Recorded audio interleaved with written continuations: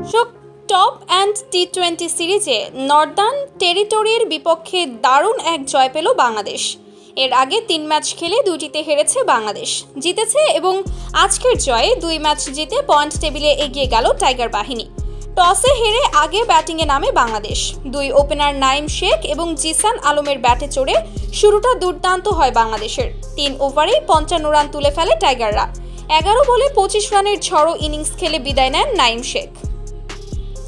3-এ নেমে সুবিধা করতে পারেননি সাইফ হাসান জিসান। 23 বলে 30 রান করে দলের 77 রানের মাথাতে থামেন।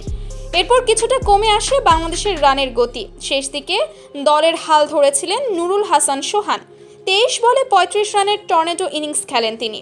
আফিফ হোসেন ধ্রুব শুরুতে এগিয়েছেন ধীরে সুস্থে, তবে শেষ দিকে রানের গতি বাড়ান আফিফ। সোহানের বিদায়ের পর ক্রিজে আসা ইয়াসির আলী চৌধুরীও চালিয়েছেন ধুমধাড়াক্কা ব্যাটিং।